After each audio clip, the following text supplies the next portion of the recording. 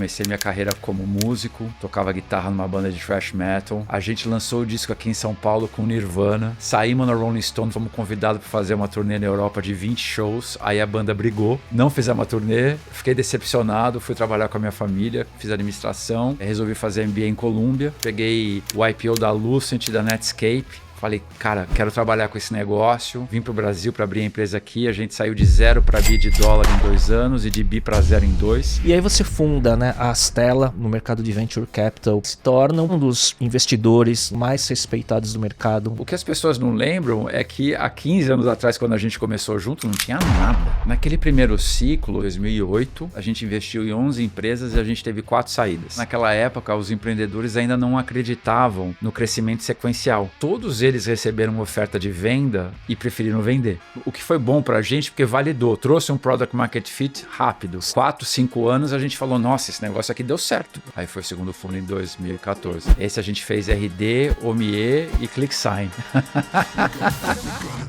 Edson Rigonati, que é sócio fundador da Astela, um dos principais fundos de Venture Capital aqui do país, já investiu em algumas dezenas de empresas. Um dos primeiros fundos de early stage e que ajudou a começar essa nova era aqui no Brasil. Quais são os principais erros que fazem uma startup não dar certo e que não são muito falados? Para chegar no Product Market Fit são necessárias de 600 a 800 tomadas de decisões. Se você pensar que cada decisão tem pelo menos 10 hipóteses, o job to be done é você criar 6.000 a 8.000 hipóteses, decidir quais das 6.000 a 8.000 hipóteses você vai colocar em produção, produzir, testar, voltar e fazer. Então assim, se você tem experiência prévia, se você tem 10.000 horas do produto que você vai lançar, você corta 20% dessas hipóteses e dessas perguntas. Muitas vezes os empreendedores estão aprendendo coisas que eles já deveriam saber sobre o produto, sobre o mercado. Às vezes não tem a ciência de fazer customer discovery, não tem ciência de fazer channel discovery, não tem ciência de máquina de venda para saber como concatenar um processo de topo, meio, fundo de funil, não tem product management na veia, então assim não consegue criar uma arquitetura do que tem que ser produzido. Vão fazendo sem grandes ciências, isso toma mais tempo e toma mais dinheiro. Fala pessoal, esse episódio é um oferecimento da Remessa Online, a plataforma especializada em transferências internacionais com as melhores e mais completas soluções em câmbio para pessoas e empresas. Com a Remessa, você pode enviar ou receber dinheiro do exterior, transferir para sua própria conta internacional, receber pagamentos e salários de empresas estrangeiras e, no meu caso, é por onde eu recebo a monetização do AdSense do YouTube, resultado do crescimento da audiência aqui do podcast. Se você também é criador de conteúdo, pode usar a Remessa para receber de várias plataformas como Twitch, TikTok, Instagram e muito mais. E tem mais, se você vai viajar para o exterior, a conta e o cartão global da Remessa te garantem muito mais economias em compras, saques e pagamentos em mais de 175 países. É só criar sua conta global, pedir o cartão físico ou virtual e viajar tranquilo com 10% mais economia que com seu cartão de crédito. Então, quando o assunto é câmbio, transferências internacionais e conta global de forma simples, segura, rápida e com menor custo, não tem para ninguém. Escolha a Remessa Online. Quer saber mais? Acesse o site através do QR Code aqui na tela ou pelo link na descrição desse episódio. Edson, obrigado pela presença, por aceitar o convite, e a gente estava vendo aqui quantos anos a gente tem conversado e a gente tem feito uma engenharia reversa de idade aqui, né? É verdade. Faz pouco tempo que a gente falou da última vez, né? Faz pouco tempo, mas a trajetória são 3, esse é o terceiro episódio, né? A gente conversou em 2011, começo da pandemia remoto, a gente fez um update, e agora presencial finalmente, pra gente... Tem aí acho que uns 15 anos de história pra falar, né? Será que vai ter coisas diferentes pra gente falar dessa vez? De você sempre tem, eu não tenho dúvida nenhuma.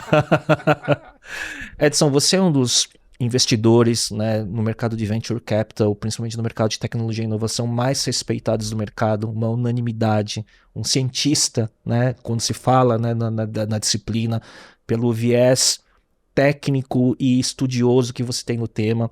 Mas só para fazer um update inicial, né, para quem está te conhecendo pela primeira vez no episódio, o que te levou para o Venture Capital?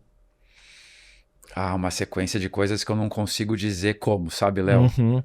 Eu comecei minha carreira como músico, tocava guitarra numa banda de thrash metal, achava que ia ser músico, adorava, fãzão do Steve Vai, Joe Satriani, adorava essa coisa do shredder, né, na guitarra.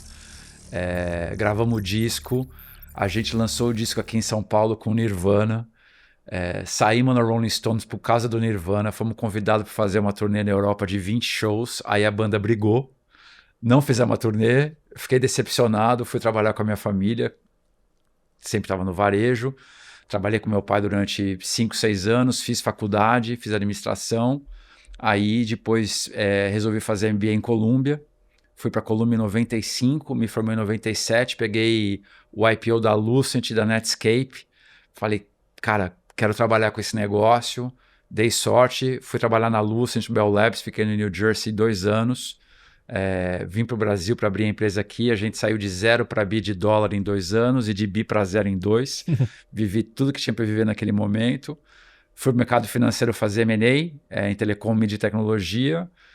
Nesse período tive sorte de conhecer a Marília Roca, o Kaique, que trabalhava comigo na Lucent, era ex-aluno do Estudar, da Fundação Estudar. Falou, cara, vamos conhecer uma menina que está vindo de Colômbia também, ela vai lançar uma ONG aí para empreendedores. Isso é 2000, né? Vai fazer 25 anos agora. Sim. Aí eu conheci a Marília, eu achei aquilo animal, a gente começou a investir pela Lucent, começamos a doar tempo, me apaixonei por aquele negócio, virei o mentor que mais doava horas durante vários anos. Aí depois de 8 anos eu falei assim, nossa, eu queria fazer isso que fosse o meu full-time job. Né? E aí a profissão de quem gosta de fazer isso é ser investidor de Venture Capital e cá estamos. O nome é esse, né? E aí você funda, né, a Astela em 2010, né? Foi 2008, eu e a Laura, a gente era sócio na Cicerone e a gente começou a ver esse movimento, foi aí que a gente fundou. A gente tentou captar um fundo, 2008, 2009, não chegamos em lugar nenhum. Aí, em 2010, a gente falou assim, vamos botar dinheiro nosso? Antes da gente captar. E aí, então, a gente começou a investir em 2010. Mas a gente fundou em 2008. E de 10 para cá, 15 anos, né? E uma trajetória... Cara, em 15 anos aconteceu muita coisa, toda essa maturação do mercado. Vocês começaram quando tudo era mato, né? Quando você olha, connecting the dots, assim, para trás, assim, né? O que você acha que são os maiores marcos da história da Astela e que você tem orgulho de ter construído? Eu acho que os marcos vêm com os marcos da comunidade, né? Então, assim, como a Astela, uma das coisas que mais me marcou, Léo, que tem a ver com aquele primeiro episódio que você me convidou para a gente gravar, que eu acho que marcou muito o ecossistema brasileiro, foi aquela viagem que a Beth Young levou o Eric, o Zé, o Marco Fishman, né, e uma galera para o Vale. Que era BR New Tech. BR New Tech. Aquilo foi uma coisa que me marcou, acho que marcou a vida do empreendedorismo brasileiro. Naquele momento, acho que estava todo mundo meio que aprendendo o que era isso. A segunda coisa que me marcou foi quando a gente fez aquele evento no Rio de Janeiro, que veio um monte de gringo, que o Michael Nicholas... como é que chamava aquele evento, você lembra? Eu vou lembrar, mas eu sei qual que é. Ali eu falei, nossa, o ecossistema brasileiro... Que o Michael era investidor também, né? Era. Ele tinha investido na Startup, lembra? Exato. Foi o primeiro portal. site de portal que tinha Isso. de notícias de VC naquela época. Acho que aquele foi um segundo marco. E aí acho que marcou demais o surgimento dos outros fundos, né? Então, acho que o Eric Asher foi o primeirão. Monax. Monax, ele começou em 2007, 2008. Aí veio o Kazek com o primeiro fundo deles em 2010, 2011. Aí veio a gente em 2010. Redpoint, Ventures. E aí foi vindo, né, uma sequência de coisas. E a nossa vida, ela é marcada pelos fundos, né? Sim. Que a gente capta veículos a cada 2 anos e meio, então a nossa vida ela vai meio que de ciclos a cada 2, 3 anos. De arcos, né? Exatamente. E acho que é isso que marca um pouco a jornada. Eu lembro quando a gente conversou em 2011, né? E é curioso porque era bem no começo da Astela. Vocês já tinham investido na Resultados Digitais? Ainda não. Na época? Na época a gente tinha investido no Portal, Educação, na Naveg, Dualtech e a Ciatec. Olha só. E aí, quais vocês acham que foram os primeiros acertos que vocês tiveram que foram provando a tese pelo qual vocês estavam investindo naquele momento inicial, assim? Naquele primeiro ciclo, né, no fundo 1, que é o fundo que a gente começou a investir em 2010, a gente investiu em 11 empresas e a gente teve 4 saídas. Caramba. A Ciatec, o Portal Educação, a Dualtec e a Naveg. E o que chamou a atenção desse primeiro fundo é que naquela época os empreendedores ainda não acreditavam no crescimento sequencial. Uhum. Então todos eles receberam oferta de venda e tinham também oferta de um follow-on de um fundo grande e preferiram vender. Uhum. Porque não tinha referência, talvez, também, de Não que era confiavam, possível. Aham. Exatamente. Então deixa eu ter minha liquidez agora do que sonhar maior. Exatamente. Curioso isso. Foi super. O que foi bom para a gente, porque validou, trouxe um product market fit rápido. Sim. Né? Em 4, 5 anos a gente falou, nossa, esse negócio aqui deu certo. Uhum. Tanto que aí começou a surgir gente falando, por que vocês não pegam dinheiro de outras pessoas também, né? E aí foi o segundo fundo. Aí foi o segundo E fundo esse em que entrou 2014. RD? Foi. Esse a gente fez RD, OMIE e ClickSign. Mas assim,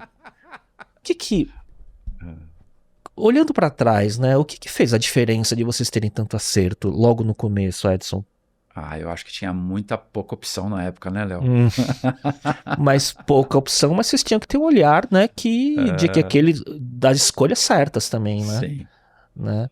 E você acha que esse olhar mais técnico, de olhar de forma mais profunda, foi determinante de vocês? Eu acho que foi pelo tipo de pessoa que a gente foi se envolvendo, né? Então, assim, eu enxergo o empreendedorismo e o venture capital dividido em 2 blocos: Cobra Kai e Mr. Miyagi. É um clássico que você fala. Então, assim, tem empreendedor que gosta de pegar casaco, largar casaco. O nome bonito para isso hoje em dia é Deep Thinker, né? Então, você tem fundos Deep Thinkers e empreendedores Deep Thinkers. Gente que gosta de pensar, de falar de coisas profundas, estruturais.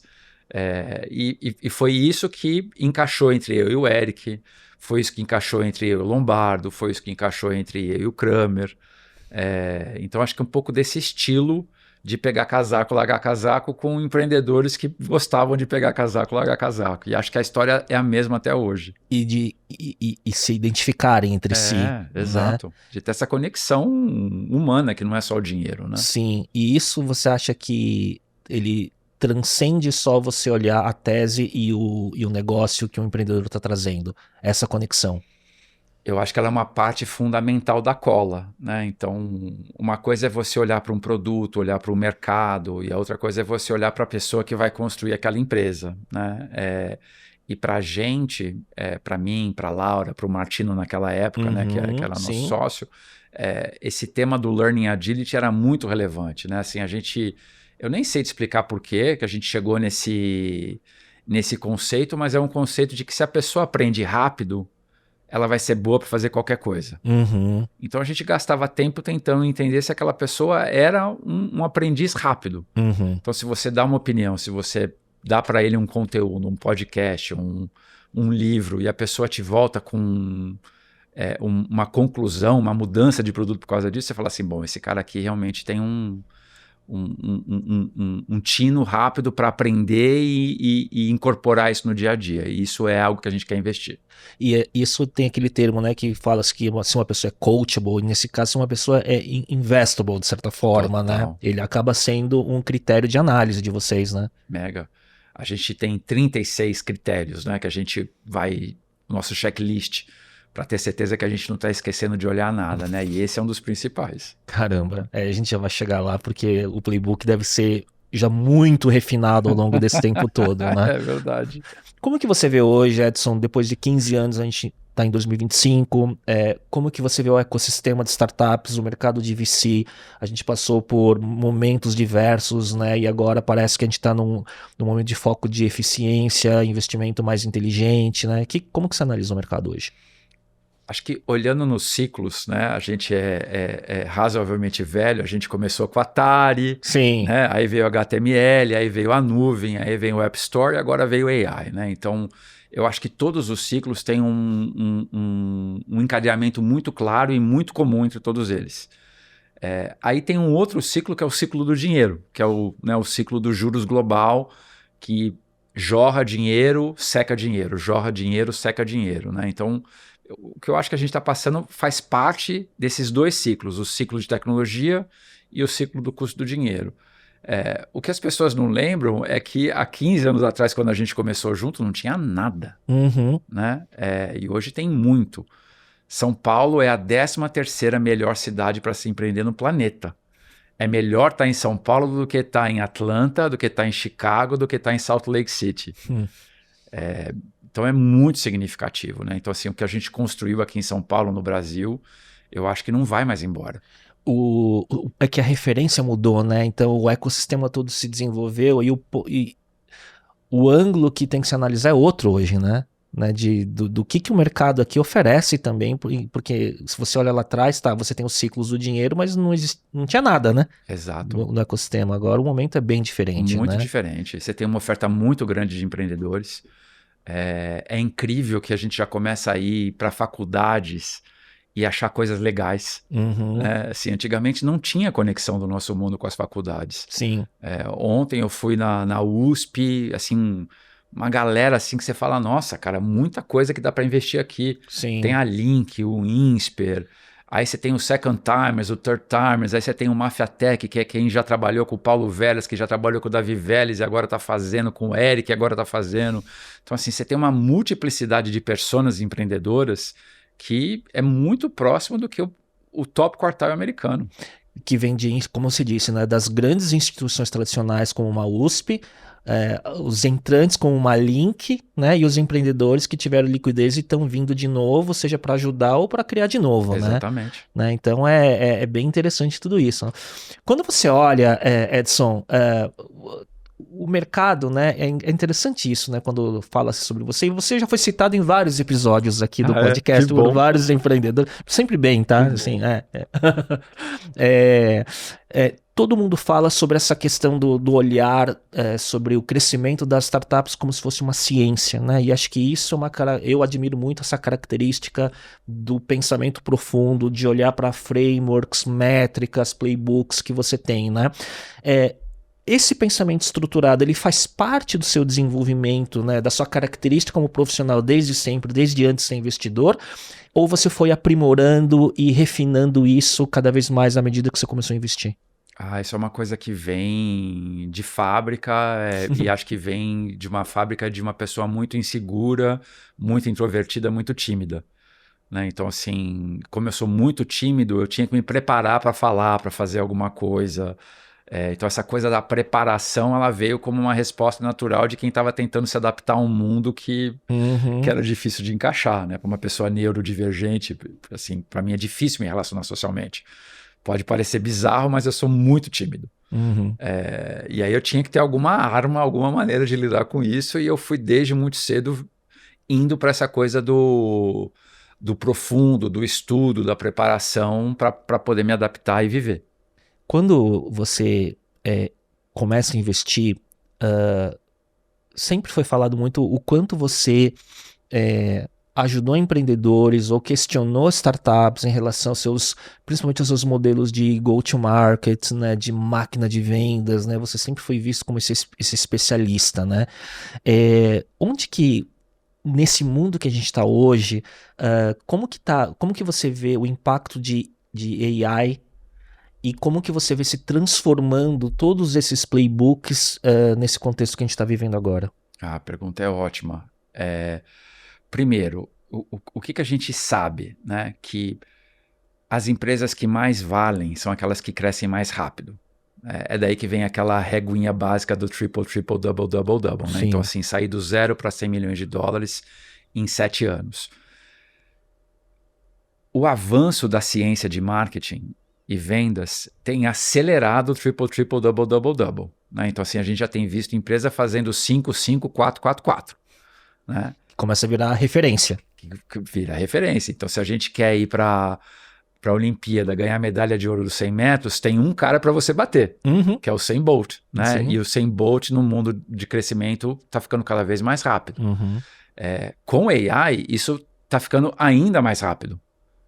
Porque todo aquele processo de você descobrir o que uma pessoa está fazendo, o que ela precisa escutar, o que ela precisa ler, o que ela precisa fazer, como que você vai caminhando com ela pelo processo cognitivo dela de decidir um processo de compra, está ficando cada vez mais playbookizado, está ficando cada vez mais mecanizado.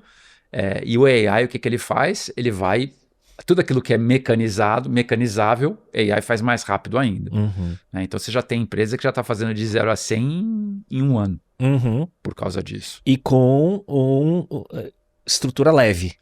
Com pouca gente. Né? Em todos os sentidos, em headcount, em infraestrutura e tudo mais, né? Infra ainda é uma dúvida, Léo, pelo custo, né, dos tokens. Isso não está muito claro ainda, não.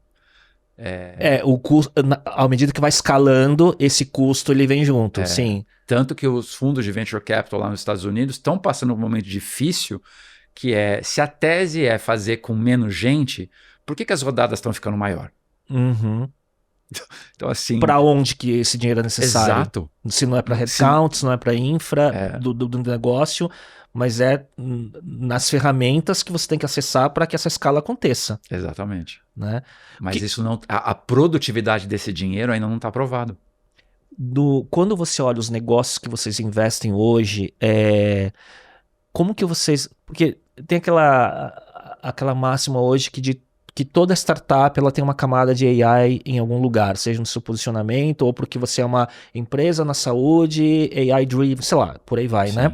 Como que vocês avaliam hoje, né? Vocês olham o AI, ele é ainda um diferencial competitivo ou ele está ficando comoditizado em todos os modelos de negócio? Ele já comoditizou.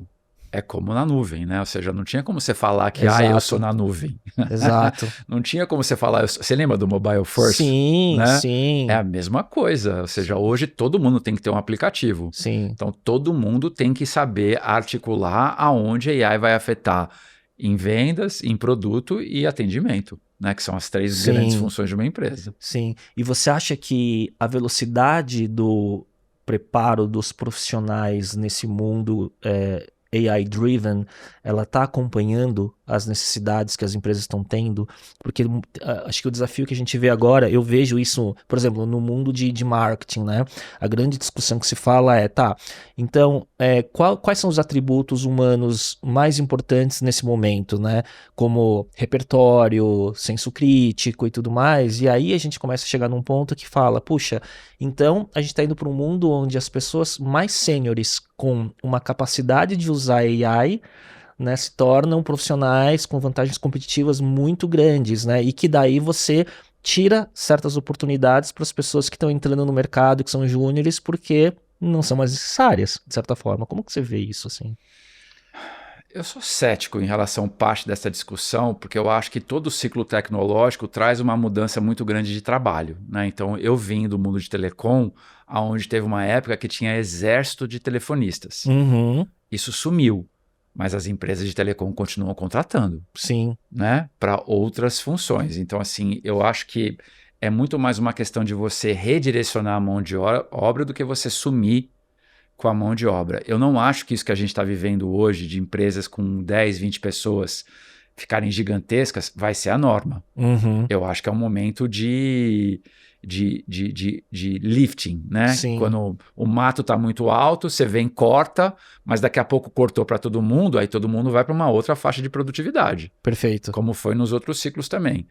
Acho que as pessoas estão muito ansiosas. Eu tenho sentido os CTOs de todos os mais ansiosos, né? Porque a produtividade do dev júnior que usa AI é muito diferente de quem não sabe usar. Né? Então, assim, como é que eu organizo meus squads, como é que eu treino quem não sabe fazer. Então, assim, eu tenho visto todo mundo mais ansioso do que produtivo. Porque é o momento do... Será que eu estou me adaptando rápido o suficiente? Né? E o que meu concorrente está fazendo nessa hora de... Não sei se a palavra é incerteza, mas é de transformação acelerada, né? Exato. Né? Eu acho que a gente precisa trazer calma para a conversa. Lembrar que isso já aconteceu, que vai acontecer de novo. AI é muito legal, né? Mas assim, todo mundo vai ter que se adaptar ao mesmo tempo. Sim. Não, sim, eu acho que tá igual para todo mundo. Exato. Né? E você acha que nesse contexto, né, fica mais fácil você ter A palavra não é vantagem competitiva, porque você fala assim, né, que é sobre crescer rápido com menos capital de forma eficiente, desde que você encontre no seu segmento onde que é a fonte de água limpa. Exato. Você acha que com AI fica mais fácil para os competidores de um determinado mercado achar água limpa mais rápido? Eu acho que cria uma possibilidade, mas achar água limpa é uma coisa difícil por natureza. Uhum, Não é uma coisa playbookizada, uhum, né? Ou seja, é uma coisa que você precisa de muita arte para achar água limpa. Então, assim, não tem uma mecanização possível que a AI pode fazer. uhum. Além disso, você tem uma plataforma que você deve estar vivendo mais do que todo mundo, que é as pessoas estão deixando de buscar no Google Sim, para buscar em alguma plataforma de AI. Sim. Então você tem mais uma mudança de plataforma de busca da onde eu estou procurando as coisas. E aí com quem que eu falo, como eu falo. Então assim, eu acho que está mais difícil achar. sim. Então, quer dizer, para achar não é sobre a tecnologia achar por você. Então você está falando que é a questão ainda, né, da natureza do empreendedor, de quem tá, Exato. de quem, né, de quem tem a visão e de que isso provavelmente é menos substituível. Eu acho que é impossível de substituir. Porque assim, a gente tem que olhar que AI trabalha na camada cognitiva. Uhum. Então tá bom, tudo que é cognitivo vai ser substituído por isso. Agora, 49% do que acontece no nosso dia a dia não é cognitivo. Uhum. Né? Exato. 51% do que a gente faz é talento, 49% é sorte. Então o talento, parte do talento é programável. Né? Mas o que você faz com o resto? Com a intuição, com storytelling. Né? Tá bom, você pode substituir, fazer videozinho, fazer áudiozinho, mas e o storytelling? Sim. Né? E aí onde você vê essa questão do lado arte da ciência se encontrando de certa forma, né? Então como que você pega o melhor do repertório humano e consegue usar a tecnologia para você potencializar de certa forma, né? É verdade. Né? É um bom Eu ponto. tenho, você quando logo no começo falando da sua trajetória pré-investidor, você falando de música, né? Então você fala música em parte é matemática, né? Porque eu toco guitarra também e tenho os mesmos heróis que você teve no seu começo. Eu como uma pessoa que gosta muito da parte técnica das coisas, de aprofundar, obviamente onde você vai cair é nos virtuosos, né? E aí é treino de escala constante, velocidade, então parece que quanto mais rápido e, né, em mais escalas melhor e tudo mais, né? Mas onde que eu quero chegar com isso? Mas às vezes aquele solo de 2 notas soa melhor do que do que aquela matemática complexa demais e é uma coisa exclusivamente humana, né? Isso daí, né? Muito. A diferença do Steve Vai para o Joe Satriani, né? Eu ainda acho muito mais gostoso escutar o Joe Satriani do que escutar o Steve Vai. Sim. Por causa da matemática. Sim. Quando você fala, né, indo por esse caminho, né, o que você acha que são as características dos founders, né, pelo menos no universo de que você investiu, que constroem as grandes empresas, os grandes sucessos que vocês tiveram, né? Parte vem da técnica, mas quanto é dessa questão da disciplina, dos people skills, dos valores, da energia? Como que você vê esse equilíbrio que você começou a tocar agora há pouco?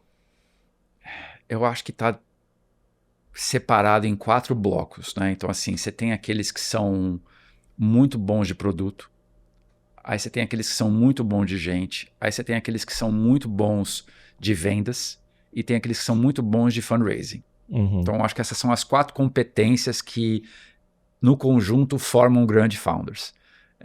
E cada um tem um super trunfo diferente.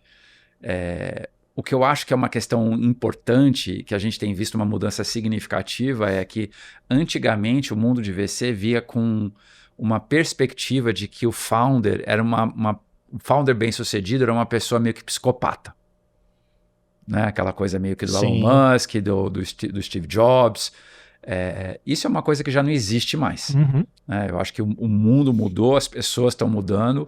Eu acho cada vez menos provável que esse perfil seja um perfil bem sucedido em escala. Quase tirano, né? Exatamente, quase tirano. Uhum.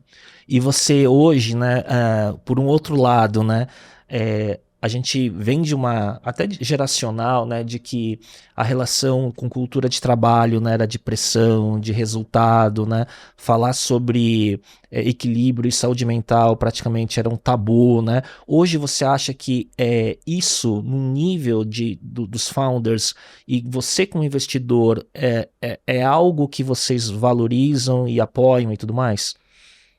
A gente busca fazer isso, ainda é difícil falar disso, né? Então, assim, não é todo mundo que se abre para falar dessa temática. A gente tem visto mais abertura. Acho que isso vem muito do estilo da pessoa. E você consegue rapidamente saber quem é que gosta de fazer meditação e quem não gosta, quem gosta de falar de religião e quem não gosta.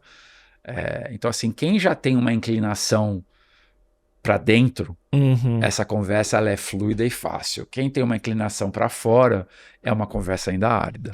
Então, quer dizer, tem muito sobre a leitura que você faz dos sinais que a pessoa mostra nos seus comportamentos, né? Sim. Né? Mais do que querer tocar no tema de forma, não sei se é a palavra forçada, mas querer fazer isso vire pauta com todo mundo por igual, né? Cada um vai ter sua característica, né? Sem dúvida. Né, eu tive aqui um papo outro dia com a Tatiana da Vitude, né? Que é uma startup, né? Que trabalha com saúde mental e tudo mais, né?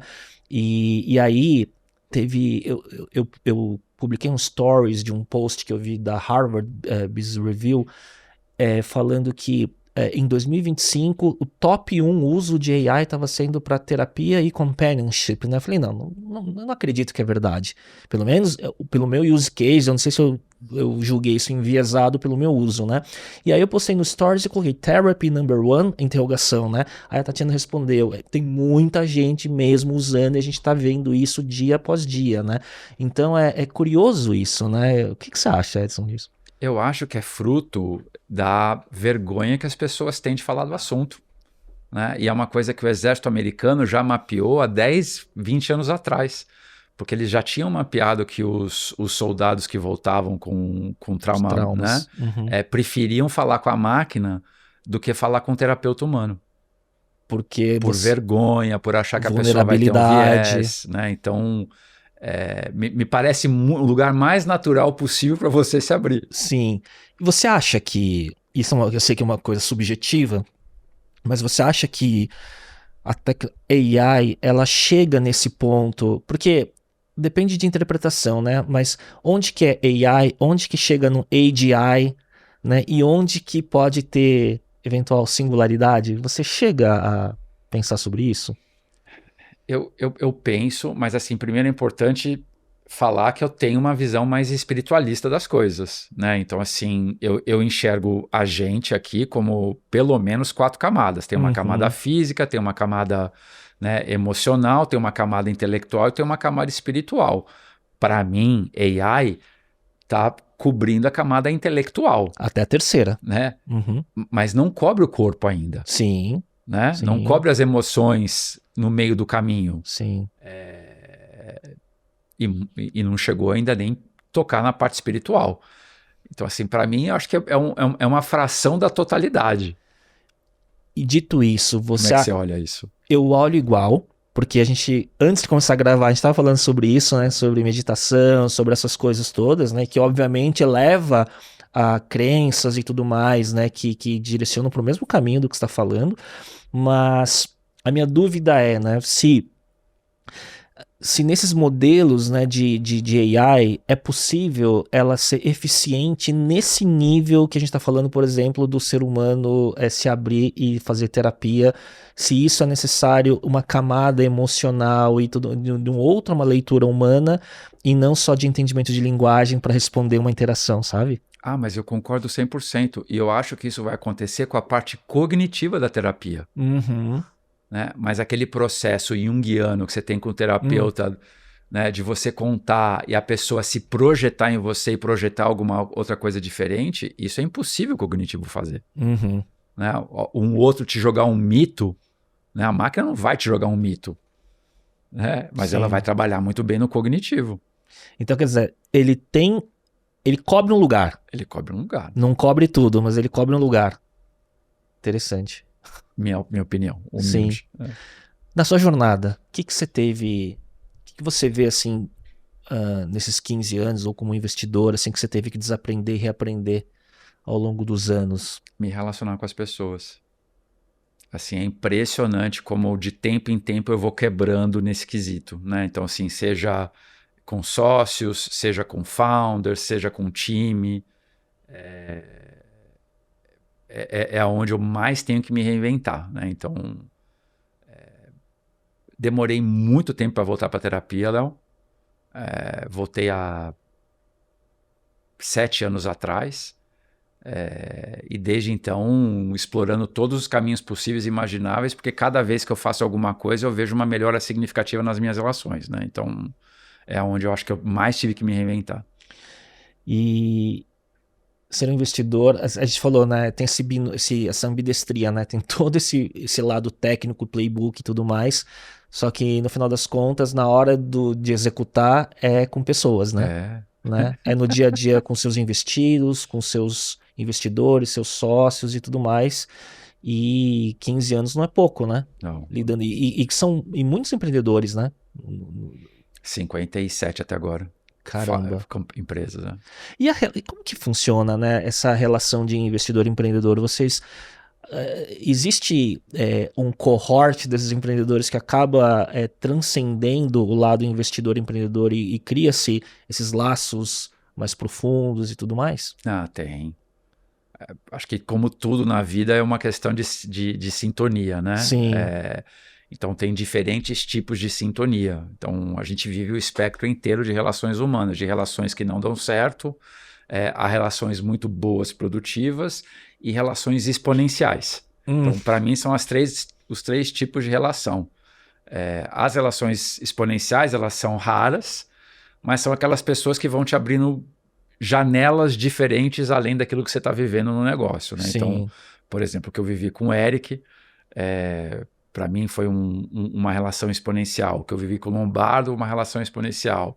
O que eu vivo com o Giga, a gente tem um clube de leitura, a gente está lendo Cabala da Raiva, né, para lidar com a nossa raiva.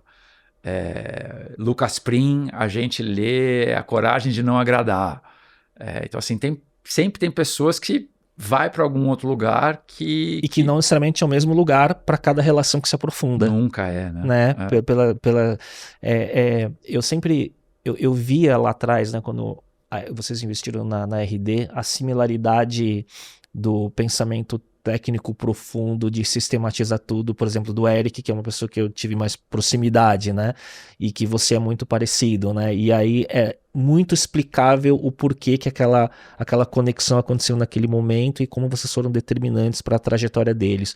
Mas, da mesma forma, é por outras características dos empreendedores que você falou, como o Lombardo, a UME, uma coisa absurdamente também que deu muito certo e tem muito esse lado meio rebelde diferente dele por trás, né? Que é onde a gente se conecta. Ele odeia o meu lado playbookizado, porque ele me acha muito teórico. Mas a gente se conecta no rock and roll, né? A gente se conecta nesse outro âmbito, né? Então, assim, as conversas são completamente diferentes, os lugares que a gente vai para falar de business e de vida são... E que dá certo, por conexões diferentes, né? É curioso isso, né? Uma curiosidade que eu tenho, né? Com tantos cases que passaram pelos seus investimentos, os que deram certo, os que deram errado, eu gosto muito daquele artigo Survivorship Bias, né? O viés do sobrevivente, né? Que fala muito sobre... A gente olha muito os cases de sucesso, mas os denominadores comuns estão muito mais nas histórias de fracasso, assim, né? Na sua opinião, quais são os principais erros invisíveis, né? Que fazem uma startup, uma empresa não dar certo e que não são muito faladas? Muito legal a pergunta, Léo. Estatisticamente, 25% das empresas que não viram um fund returner ou um unicórnio, elas não são um sucesso estrondoso por questões de gente. Então, 25% do risco e da oportunidade a pessoa tem experiência para fazer aquilo, tem um bom time, tem uma boa relação societária. Então 25% é isso. 25% do risco é produto. É você lançar alguma coisa que ninguém quer, é você lançar alguma coisa e outro lançar melhor. Tá aí. 25% do risco é evolução organizacional, processo. É o pai de família que cuida de 5, 7 pessoas, cuidar de 30 pessoas, aí cuidar de 200 pessoas, aí ter que virar cacique, ter que virar prefeito, ter que virar presidente. Um monte de empresa quebra nessas migrações organizacionais. E 25% é dinheiro. Muita água mata a plantinha, pouca água mata a plantinha. Então você não consegue captar o necessário para fazer aquilo, ou você capta muito mais do que você deveria. A carta já mostra isso nas estatísticas, que quem capta muito mais do que a mediana para o seu estágio tem menos chance de graduar para a próxima etapa. Porque perde eficiência. Porque perde eficiência. Fica perdulário, contrata mais gente do que deveria antes de testar, né? E você viu esses 4 quarters de 25% acontecerem de formas N variadas dentro dos seus fundos. Sempre. E mesmo aprendendo, né, a gente continua vivendo erros novos dos mesmos temas.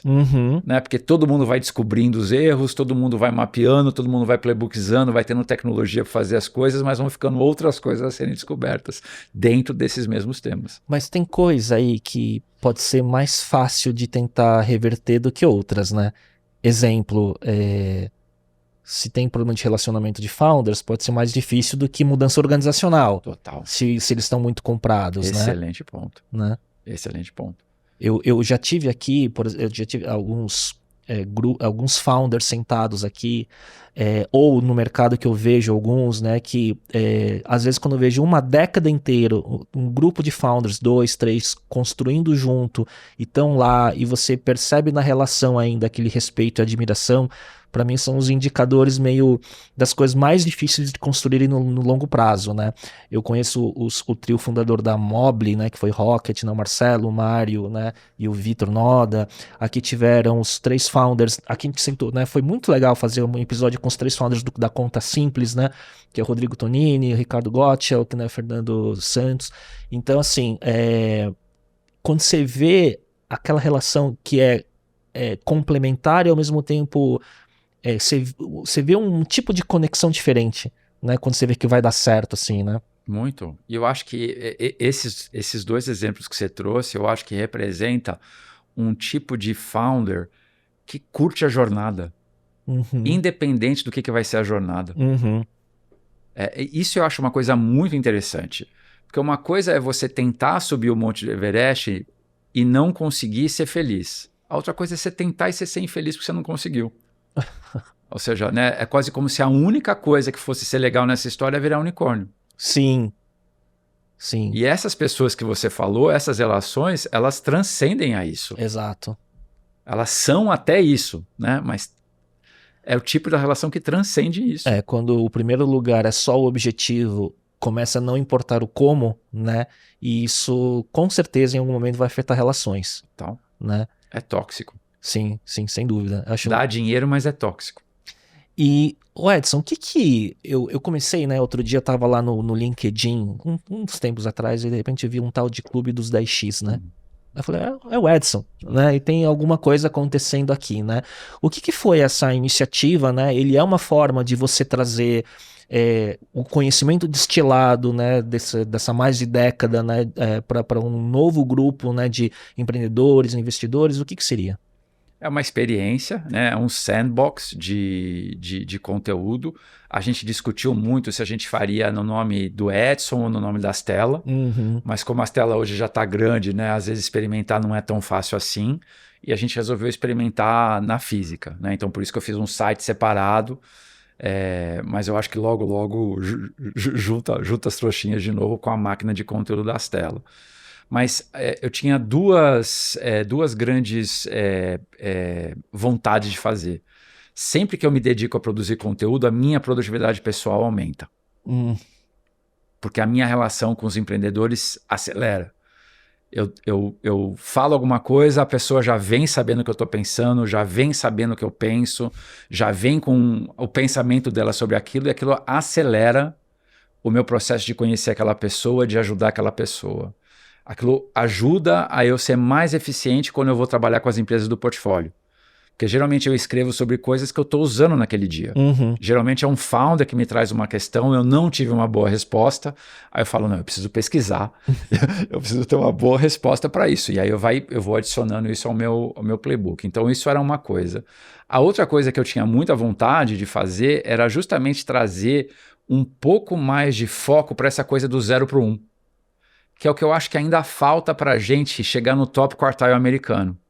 Lá nos Estados Unidos, eles saem de 0 para 1,2 milhões de dólares, que é o ponto inicial do triple, double, double, double, em 9 a 15 meses com 700 mil dólares. Aqui, a gente precisa de 4 milhões de dólares e 4, 5 anos. Essa é a média. Essa é a média desse começo, porque a gente não tem a mesma experiência de produto que os caras, a gente não tem a mesma experiência de go-to-market que os caras. Então, esse início nosso, ele ainda é um detrator, né, do volume de coisas que a gente vê em série A, série B, série C, e é um detrator para a velocidade de crescimento. Isso resolve com conhecimento e educação? Só conhecimento e educação. É só isso. Então, e você falou, né, que esse é o segundo ponto do Clube dos 10X, então quer dizer, é você aumentar a possibilidade de escala dessa fase inicial. Exatamente. E que vai beneficiar o mercado como um todo, não só as telas. Não só as telas. Né, porque quem participa, né, do Clube dos 10X não necessariamente está no ecossistema das telas. Não, acho que do total de 300 membros que a gente tem até agora, deve ter acho que uns 4 ou 5 300 membros em quanto tempo? 5 meses. Tá bom, né? Tá legal. Tá sendo uma boa experiência. Agora, esse dado que você trouxe, né, do tempo para ir do 0 para o 1, como que você espera, né? Você espera, através desse processo todo, você identificar negócios, né? E que esse conhecimento faça essa diferença no curto prazo para eles? Sim. Para que eles consigam rapidamente se reorganizar para chegar no Product Market Fit mais rápido. Sim. Nesse ponto, que pontos-chave você vê assim, de erro para não chegar nessa velocidade com menos dinheiro, nessa eficiência do 0 para 1? É sobre Product Market Fit? O que é? Tanto o Marty Kagan quanto o Steve Blank, eles chegam num número similar. Ambos dizem que para chegar no Product Market Fit são necessárias de 600 a 800 tomadas de decisões. Né? Então assim, vamos lá, vamos brincar com uma pasta de dente. Né? Ou seja, quantas decisões você precisa fazer para chegar na fórmula da pasta, da cor da pasta? Quantas decisões você precisa para chegar formato do tubo, da tampa, da caixinha, do logo, de como que você vai botar no supermercado, de preço. Então são de 600 a 800 tomadas de decisão. Se você pensar que cada decisão tem pelo menos 10 hipóteses, o job to be done é você criar 6.000 a 8.000 hipóteses, decidir quais das 6.000 a 8.000 hipóteses você vai colocar em produção, produzir, testar, voltar e fazer. Sequenciar da forma certa. Né? Então assim, se você tem experiência prévia, se você tem 10.000 horas do produto que você vai lançar, você corta 20% dessas hipóteses e dessas perguntas. Se você traz um bom advisor de produto, você corta isso no meio do caminho. Né? Então assim, muitas vezes os empreendedores estão aprendendo coisas que eles já deveriam saber sobre o produto, sobre o mercado. Às vezes não tem a ciência de fazer Customer Discovery, não tem ciência de fazer Channel Discovery, não tem ciência de máquina de venda para saber como concatenar um processo de topo, meio, fundo de funil, não tem Product Management na veia, né? Então assim, não consegue criar uma arquitetura do que tem que ser produzido. Então vão fazendo sem grandes ciências, isso toma mais tempo e toma mais dinheiro. E que leva à morte na maioria das vezes. Ou grande parte, talvez, né? É interessante teu ponto. Eu estou aqui pensando, a taxa de graduação até SA no Brasil é realmente mais baixa que nos Estados Unidos. Você tem razão. Então, nos Estados Unidos, de cada 1.000 pre-seeds, tem 25 série As. Aqui no Brasil tem 20. Não é uma diferença tão grande. Tão grande assim. Né? Mas a partir daí a gente começa a ter uma diferença razoável de graduação de B, C, D, esse tipo de Perfeito. coisa, né? Mas o que chama atenção nesse estágio não é a taxa de graduação, mas a quantidade de dinheiro e tempo. Certo. E por que isso atrapalha a gente? Porque se alguém está recebendo o Pre-Seed hoje e eu estou conversando com essa pessoa, eu como invisto no Seed, eu só vou investir nele daqui a 4 anos. Sim, Eu poderia estar investindo nele no ano que vem. sim. Não, a esteira de oportunidades, ela é Exato, lenta, é né? lenta. Então você está Exatamente. acelerando nessa esteira para gerar mais oportunidade para o mercado, Exatamente. que na verdade mexe o mercado como um todo, né? Total. Né? Se tiver mais oportunidade, daqui a pouco você pode ter mais oportunidade. É como se fosse um marketplace, né? A oportunidade e os fundos disponíveis e o dinheiro que tem disponível para isso, né? Exato. E isso, assim, dando 2 tiros no meu pé, faz com que o empreendedor tenha mais propriedade do crescimento dele. Uhum. E o dinheiro, né, e o fundo, passa a ser um processo secundário, né, de apoio ao crescimento e não de existência. Tem um pouco de causa, é muito mais pelo ecossistema do que pela causa própria, né? Também, né? Sim, apesar de que com mais gente fazendo isso, né, a chance de eu ter mais fund returners aumenta. Sim, sim.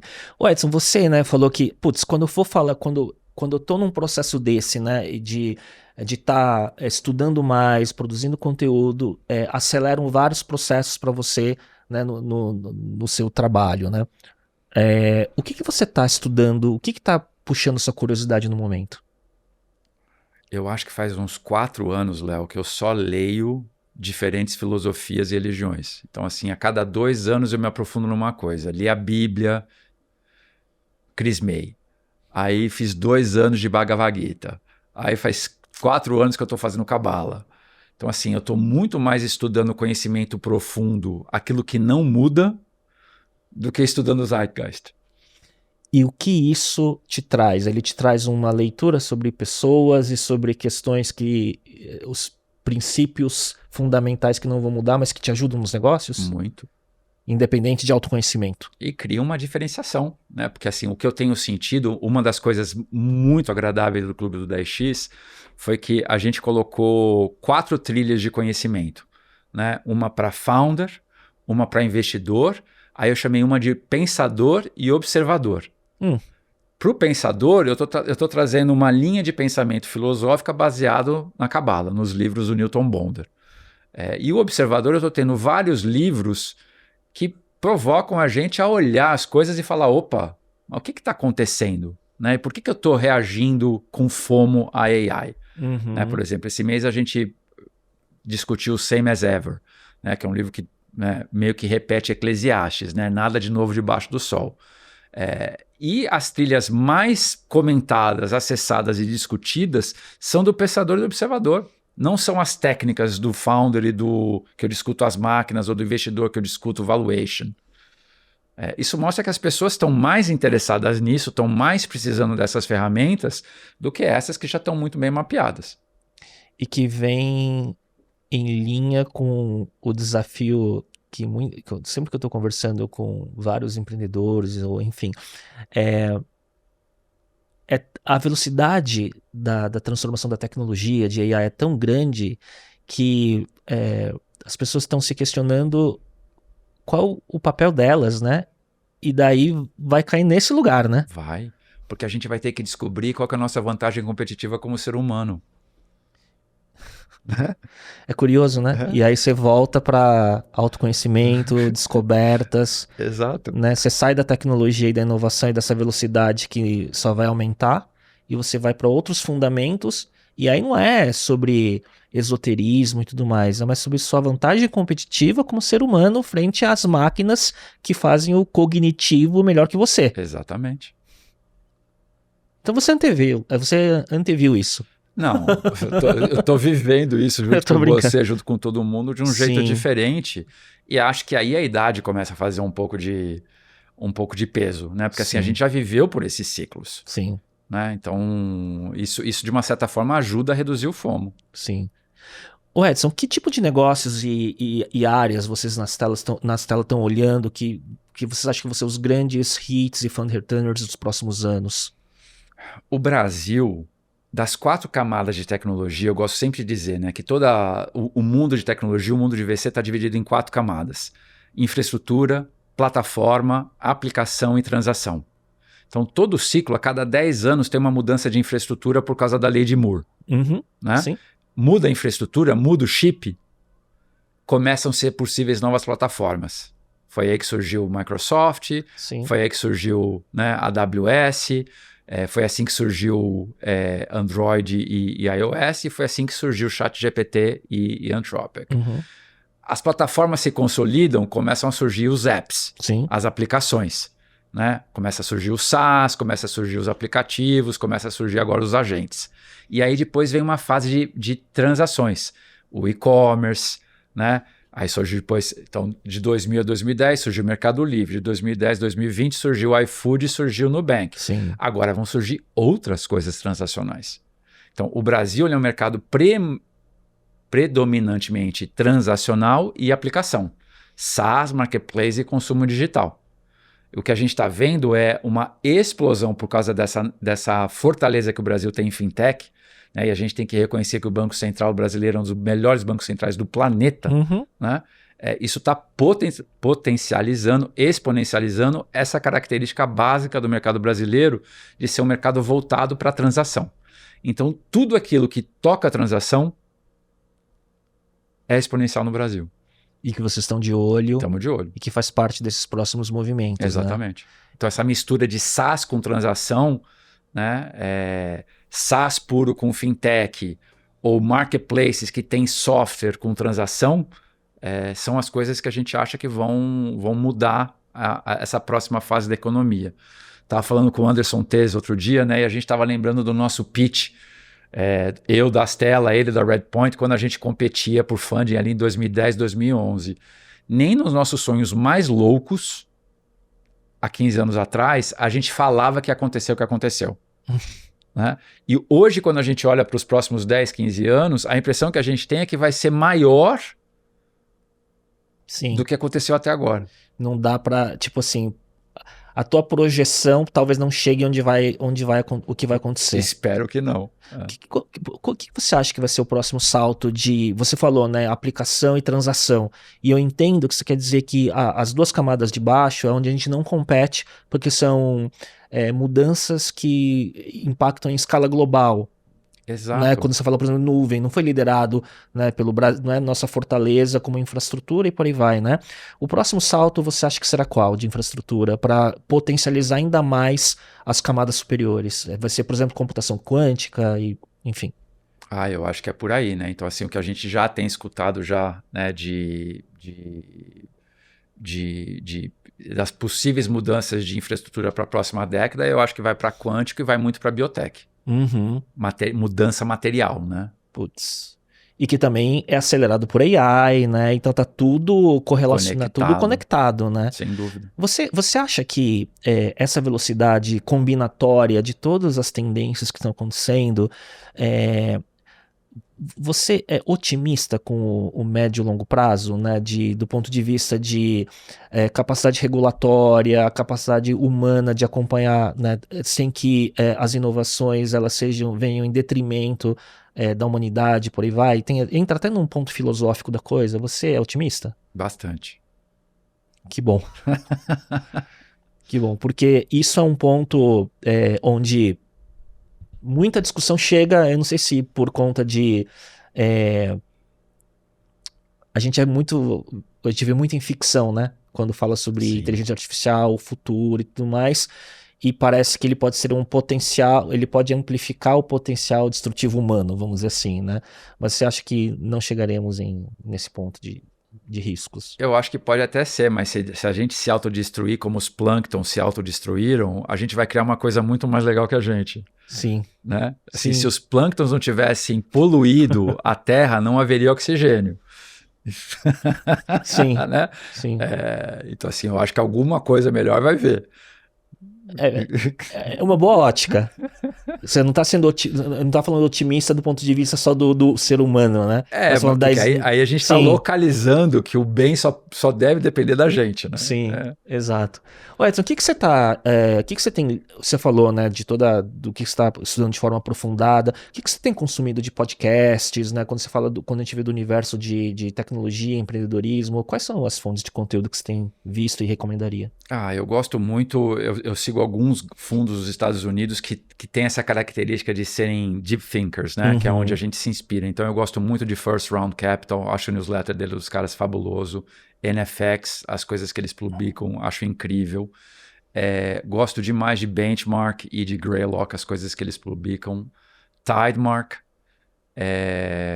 acho que são os 5 principais, assim, que eu não deixo de acompanhar, estudar e inspirar, e recomendo a todos os empreendedores seguirem esses 5. Tem a A16Z também, que produz bastante conteúdo, mas Muito. também não quer dizer que sejam os melhores também. De novo, eu acho que eles estão mais para Cobra Kai do que para Mr. Miyagi. Né? Então eu acho que eles, Sequoia, são players muito importantes, mas eu acho que eles estão nessa outra camada. Eu prefiro os caras mais profundos. Para a reta final, é uma pergunta que nem tinha em pauta, mas nos últimos tempos, né, eu tenho ficado cada vez mais nostálgico, né? Então a gente estava falando sobre eu outro dia, meus pais são vivos, graças a Deus ainda, eu briguei com eles no bom sentido. Outro dia eu falei, cara, a gente não podia ter jogado fora o primeiro Apple II, eu podia ter, isso estaria em casa numa prateleira agora, né? E aí eu voltei a fazer exercício com guitarra, né? Enfim, né, para desconectar um pouco, a comprar quadrinhos antigos de colecionador, né?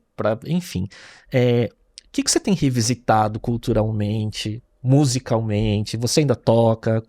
Como que é para você? Eu não toco mais. Quando a banda acabou, eu acabei me decepcionando demais, e eu gostava muito de tocar, e eu falava, se eu não vou ser isso aqui, eu prefiro dedicar essa energia para outra coisa. 880, hein? 880. Eu vou muito mais pro lado das artes hoje em dia, para a parte plástica, né? Então, assim, eu sou muito conectado com teatro, com museu, com esse ângulo, que é uma coisa que eu vivi muito com os meus pais quando eu era criança, né? Meu pai me levava muito para passear, então, assim, a minha nostalgia, eu vivo ela na Pinacoteca. E viajando, provavelmente, Também. vendo pelo mundo. Mas tudo eu isso. adoro São Paulo, Léo. Eu acho uma cidade, assim, culturalmente falando, eu acho mais legal São Paulo do que Nova York, do que... Porque a nossa variedade, assim, de você poder ver um rock num dia, aí você vai jazz no outro, aí você vai num sambão, eu piro nessas coisas. E para finalizar, como que são as suas prioridades? Ah, não, eu tenho uma outra pergunta, que era muito importante. Como que você está usando IA no seu dia a dia? Muito pouco. É mesmo, Edson? Eu sou muito curioso, eu gosto de testar, mas assim, você parar pra pensar... Não era a resposta que eu esperava. Assim, por quê? Porque a nossa atividade, embora a gente vive de playbooks, né? No final das contas é uma atividade muito intuitiva, muito generalista e muito baseada em princípios, não em regras. São as 3 coisas aonde a AI não entra. Sim. Então, assim, a gente tenta. O Dani e o Martino são absolutamente fissurados com essa história, né? A gente tenta jogar tudo naquilo que a gente faz, mas, assim, do ponto de vista prático. Provavelmente você deve usar AI para fazer análises e tudo mais, Sim, mas escrever relatório. Mas o processo decisório é praticamente exclusivamente humano. Mas também no seu dia a dia, não necessariamente na atividade como investidor, você tem usado pouco também.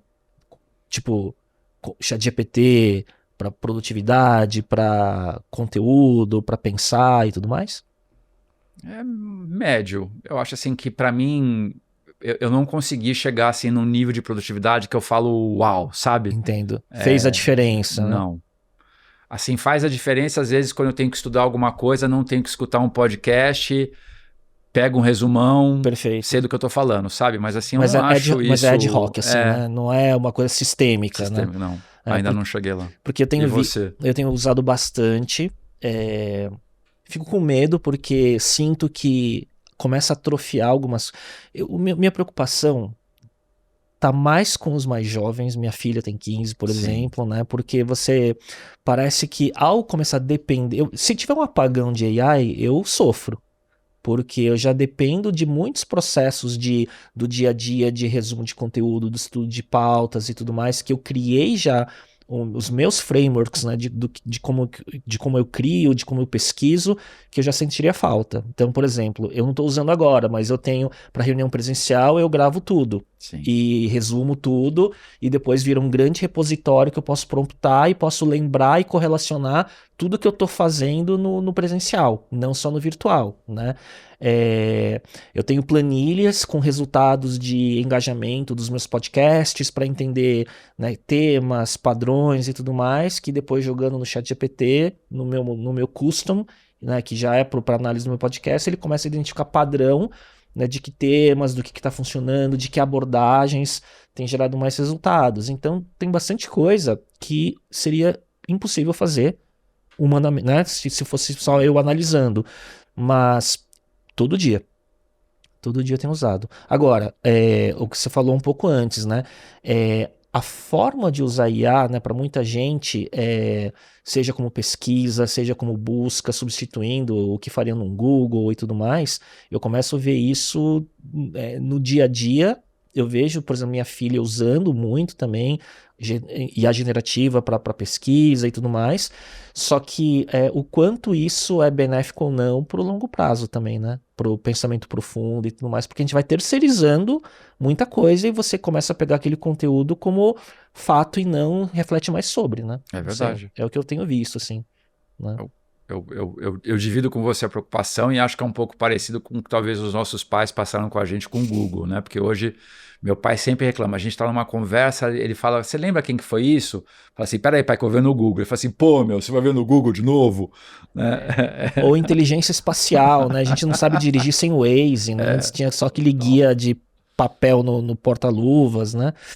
Mas aí eu entro na coisa de, puta, mas será que a gente tem que entender o que acontece dentro de um carro para dirigir o carro? Né? Será que a gente deixou de andar porque... E eu acho que talvez a gente seja esse olhando para IA, talvez no ângulo errado, né? E talvez eu concordo com você. Vamos focar no que nos faz humanos, né? E deixar a ferramenta fazer o que que máquina resolve, né? Enfim, né? Será que finalmente por causa disso a gente vai poder chegar para os filhos no jantar, em vez de falar de um tema cognitivo, perguntar assim, o que você está sentindo? Nossa, né? Isso aí é o... Vamos falar da raiva hoje? Isso daí é a reflexão máxima, né? E não, tá, mas qual é o hotel mais barato? A gente vai viajar no fim do ano, qual é o hotel? E não, isso aí deixa que os agentes de AI resolvem pra gente, né? Sem dúvida. Ô Edson, quais são as prioridades para você agora pro resto do ano? Seja nas telas, seja no Clube dos 10X, assim, quais são suas metas, assim, pela frente? Prioridade é sempre ficar conhecendo gente, né? Então, todo mundo que eu conheço ou é um possível empreendedor que eu posso investir, ou alguém que vai investir no meu fundo, ou alguém que vai trabalhar para uma das duas coisas, né? Então, assim, é conhecer gente e desenvolver relacionamentos. Segundo, é continuar desenvolvendo o time, né? Então, assim, a Stella já virou uma franquia, né? Você estava falando do seu caso que você está começando a preparar também sucessão, né? Então, é uma coisa que a gente já está pensando bastante na Stella.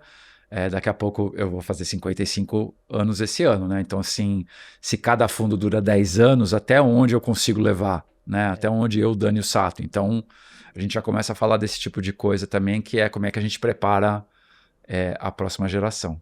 Pô, interessante isso. É curioso, essa questão geracional também, não sei, eu penso muito também, essa questão sucessória, longevidade, começam a vir, né, certas questões assim, pra mim nostalgia, como eu te disse, eu não sei o que deu de começar a revisitar passado, sabe, nos últimos 2 anos, mas Edson, é um prazer, eu sei que você tem um teatro daqui a pouco. Verdade. Mas vai dar tempo. Vai dar. Obrigado pela generosidade de dar uma passada aqui. Honra. Tem muita gente como eu te disse, né, tem muita gente, você é um nome unânime no mundo dos investidores e tudo mais, por ser uma pessoa... O pensamento aprofundado e o estudioso que você faz a diferença e as conversas. Para mim é sempre um desafio trazer como que eu posso trazer os melhores aprendizados e ângulos, assim, porque é muita informação e tem que saber promptar certo, né? Sim, sem dúvida. Essa é a parte boa do AI, né? A gente fazer boas perguntas, Sim, né? sim. Tim Ferriss falava, né, que o desafio de quem tem podcast é como você faz perguntas cada vez melhores, né? E eu acho que o desafio do podcast não é só sobre a pergunta, né? Você só consegue fazer uma boa conversa se estiver muito conectado. Então, eu faço muito exercício, né, de tá respirando, de estar olhando, esquecer a pauta e tudo mais, porque é muito o flow do que tá acontecendo naquele momento, né? E aí volta lá pro início do autoconhecimento, assim, também, né? É por isso que a tua audiência é tão boa, né? Assim espero. Assim As espero. pessoas sentem a conexão, né? Sim. Edson, obrigado. Eu te agradeço. Daqui uma década, mais um update. Não sei, Estaremos juntos. Vamos lá. Vamos lá. Obrigadão. Obrigado a audiência que chegou até aqui. A gente volta na próxima semana. Tchau, tchau.